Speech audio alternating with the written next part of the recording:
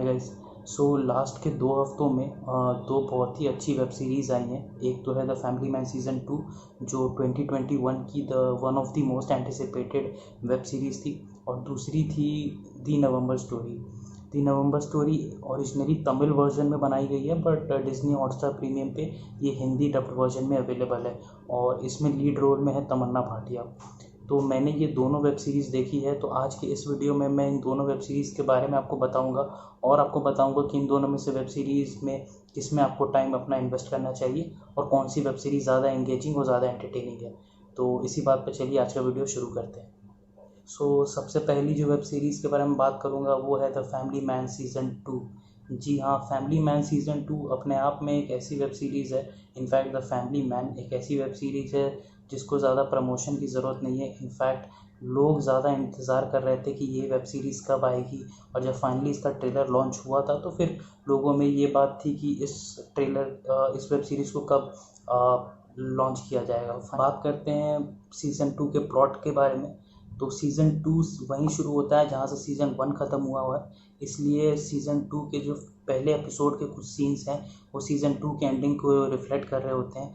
जैसा कि जो गैस अटैक लीक हुआ था और उसके अगेंस्ट जो रेपरकशंस थे और उसके क्या इफ़ेक्ट्स हुए थे श्रीकांत तिवारी पे, उसके बाकी टीम के फोर्स के मेंबर्स पे, उन सब चीज़ों को हैंडल किया जाता है पहले एपिसोड में। इसके अलावा एक और प्लॉट चल रहा है, वो है श्रीकांत तिवारी का अपने खुद की फैमिली के साथ डील करने के इश्यूज़ को लेके। He is trying to mend his relationship with his wife, जिस वजह से उन्होंने टास्क की जॉब छोड़ दी है, and he is now doing a corporate 9 to 5 job where is not very happy, but he is still trying to do it only because of his family, because ये बहुत ही रिस्क फ्री जॉब है। I mean danger बहुत ही कम danger वाली job है। इसके अलावा एक और सब प्लॉट जो है, जो फाइनली कहानी का मेन प्लॉट भी बनता है, that is about the rebellion of the Tamils who are living in Sri Lanka. So basically first episode के स्टार्टिंग में ही आपको दिखाया जाएगा कि एक वॉर श्रीलंका में जो तमिल्स रह रहे हैं, Indian Tamils, they are trying to wage a war against the government, but somehow उनका मिशन फेल हो जाता है, और उस रेबेलियन के ग्रुप के जो मेन लीडर्स होते हैं they move back to different parts of the world, basically London and France, और वहाँ से कुछ सालों के बाद they try to resume their this rebellion, और दे फिर से उसे स्टार्ट करना चाहते हैं।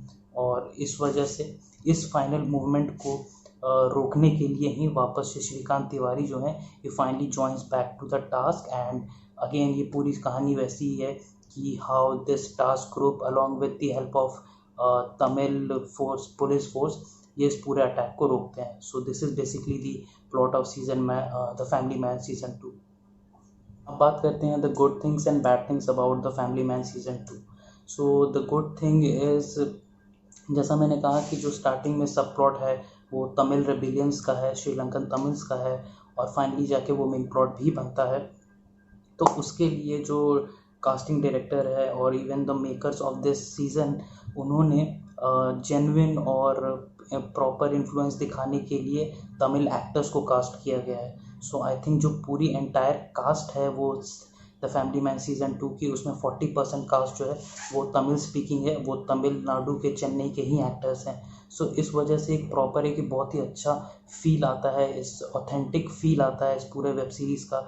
जस्ट बिकॉज कि अगर तमिल और साउथ इंडियन एक्टर्स चाहिए तो कोई इंडियन नॉर्थ स्पीकिंग एक्टर जो कि थोड़ा बहुत साउथ इंडियन जानते हैं, बोलते हैं, उनको कास्ट करने के बजाय इन्होंने प्रॉपर ऑथेंटिसिटी मेंटेन की है, और जिस वजह से आपको पूरी कहानी जो है वो चेन्नई की वाइब, तमिलनाडु की वाइब वो प्रॉपर आती है। So basically the casting is done very well. Second good thing is the performances. जैसे कि द फैमिली मैन सीज़न 2 जो, या फिर इवन सीज़न 1 जो है, वो बेसिकली श्रीकांत तिवारी, मनोज वाजपेयी के अराउंड रिवॉल्व करती है, but that does not mean कि मनोज वाजपेयी के अलावा आपको और एक्टर्स की दमदार परफॉर्मेंस देखने को नहीं मिलेंगे। ऐसा बिल्कुल भी नहीं है। इसमें इवन जेके का जो कैरेक्टर है उनकी परफॉर्मेंस है, और तमिल के भी बहुत सारे पुलिस फोर्सेस ज्वाइन करते हैं, एक्टर्स ज्वाइन करते हैं उसमें, उनके परफॉर्मेंस है। और जैसा कि मैंने कहा कि रेबिलियन में जो 3 लीडर्स होते हैं जो कि फाइनली फ्लड कर जाते हैं श्रीलंका से, उन तीनों लीडर्स के भी जो परफॉर्मेंस है वो भी बहुत ही अच्छे हैं। आपको देख के लगेगा कि हर एक एक्टर जिसको कास्ट किया गया है वो अपने आप में ही बहुत अच्छा एक्टर होगा। और फाइनली जो परफॉर्मेंस जो मनोज वाजपेयी के परफॉर्मेंस को टक्कर देती है वो है समंता केनी की परफॉर्मेंस। समंता केनी जो एक साउथ की बहुत ही, इनफैक्ट चेन्नई तमिलनाडु इंडस्ट्री की बहुत ही फेमस एक्ट्रेस है, उनकी परफॉर्मेंस बहुत ही काबिल तारीफ़ है। इनफैक्ट एक सीन में तो ही she manages to match up to Manoj Vajpayee's performance. Third good thing about the family man season 2 is the direction. जैसा कि मैंने कहा कि बहुत सारे सब प्लॉट्स एक ही साथ एक ही इस सीरीज़ में चल रहे हैं और बहुत सारे प्लॉट्स में एक ही नया प्लॉट है जो कि ऐड किया गया है, वो है तमिल रेबिलियंस जो हैं उनका उनकी वॉर के बारे में, उनकी फाइट के बारे में।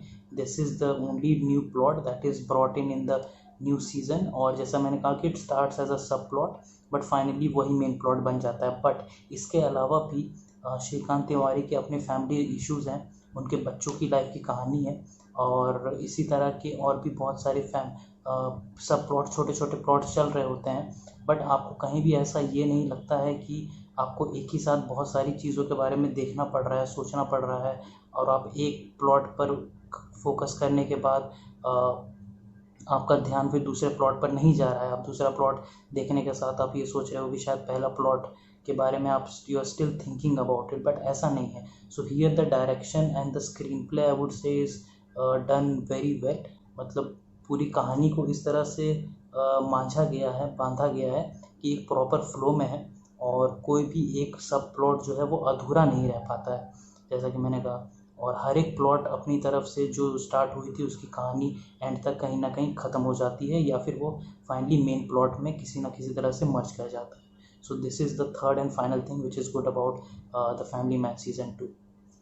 अब बात करते हैं not so good things about the family man season 2। तो पहली चीज़ जो मुझे पसंद नहीं आई है वो ये है कि जो तमिल एक्टर्स के डायलॉग हैं उनको डब नहीं किया गया है। सो आपको सबटाइटल्स पढ़ने होते हैं, you have to read the subtitles and sometimes it is very difficult to follow what they are trying to say और अंडरस्टैंड। दूसरी चीज़ जो मुझे नहीं पसंद आई है इस वेब सीरीज़ के बारे में वो ये है कि अगर किसी ने द फैमिली मैन सीज़न 1 नहीं देखा है तो उसे स्टार्टिंग के पहले 2-3 एपिसोड समझने में थोड़ी प्रॉब्लम हो सकती है। अगर आपने सीज़न 1 नहीं देखा है तो उसको आपको कनेक्ट करने में बहुत प्रॉब्लम होगी, इनफैक्ट थोड़ी नहीं बहुत प्रॉब्लम होगी। आपको कुछ भी नहीं पता चलेगा कि जो प्रॉब्लम्स अभी श्रीकांत तिवारी की लाइफ में चल रहे हैं, पर्सनल और प्रोफेशनली बोथ, उसने टास्क की जॉब क्यों छोड़ी है, why he is fighting with his wife and all that issues, वो आप डॉट्स को कनेक्ट नहीं कर पाएंगे।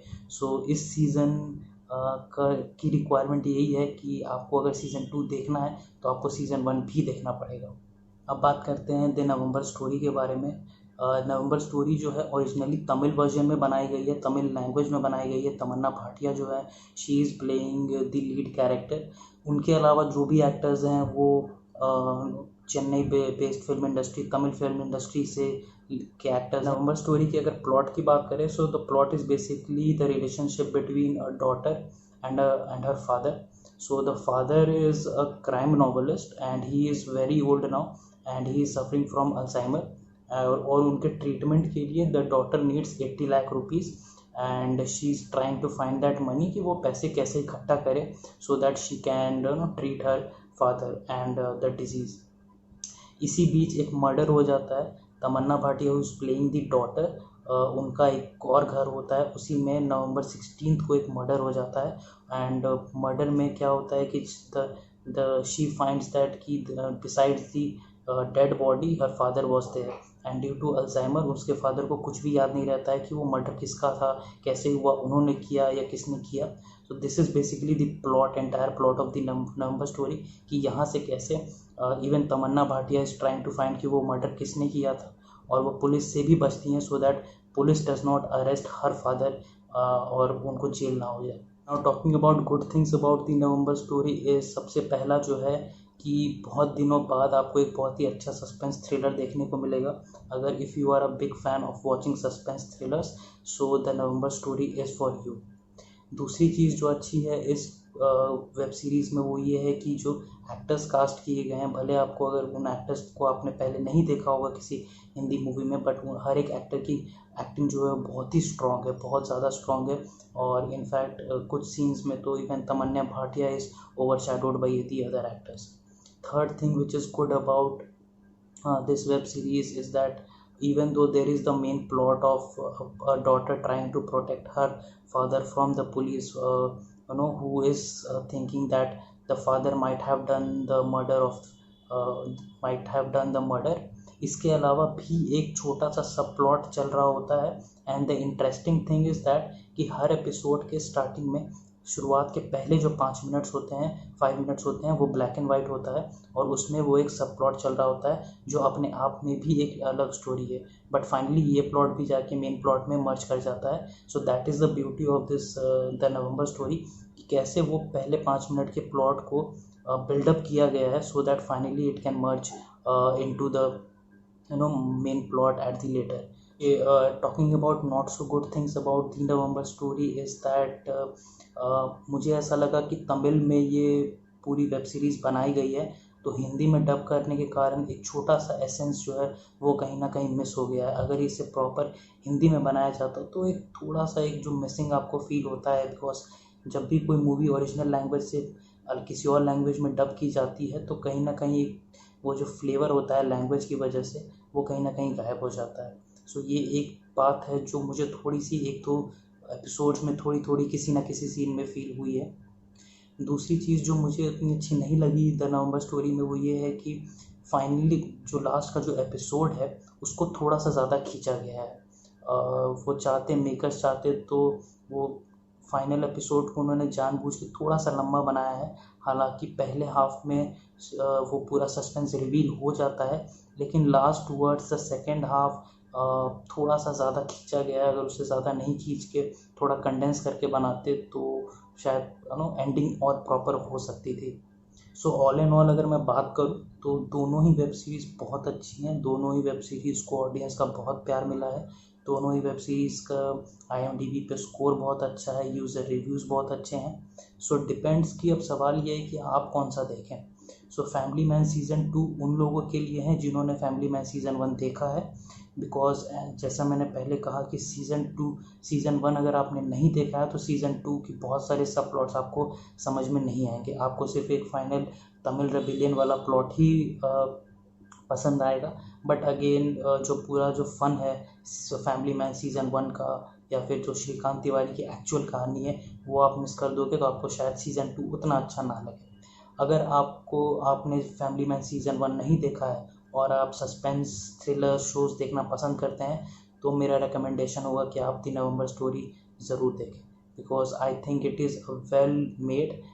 एक ऐसी सस्पेंस थ्रिलर है जिसमें कि सस्पेंस बहुत अच्छे से मेंटेन किया गया है. स्क्रीन प्ले भी बहुत टाइट है और in fact it's not only about कि सस्पेंस कैसे मेंटेन किया गया है, बट अगेन जो सस्पेंस खोला गया है it is worth the wait.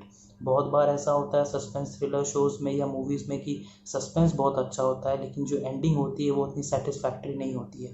But November story के केस में मैं कहूँगा कि दोनों पार्ट्स को बहुत ही अच्छी तरह से मेंटेन किया गया है. So even November story can also be a good recommendation. So ये था मेरा आज का रिव्यू. आज के इस वीडियो में मैंने 2 वेब सीरीज़ रिव्यू किए हैं और द रीज़न क्यों रिव्यू किए हैं क्योंकि मुझे ऐसा लगता है कि even though the family man season 2 has a lot of hype around it, but that does not mean कि it is the only web series that is worth watching. और उसके अलावा जो एक और उसका छोटा सा कॉम्पिटिटर अगर कोई है उसके आसपास का भी तो मुझे लगता है वो द नवंबर स्टोरी है. सो ये है मेरा आज का वीडियो और आप मुझे बताएं कि आपको इन दोनों में से कौन सा वेब सीरीज़ ज़्यादा पसंद आया है. अगर आपने नहीं देखा है या इसके अलावा भी कोई और वेब सीरीज़ है जो आप चाहेंगे कि लोग देखना चाहें तो आप कमेंट सेक्शन में ज़रूर बताएं. और टिल देन अब मिलते हैं किसी और वीडियो में नेक्स्ट वीक किसी और मूवी या वेब सीरीज़ के रिव्यू के साथ. टिल देन आपको अगर ये वीडियो अच्छा लगा है तो इसे लाइक ज़रूर करें. Thank you.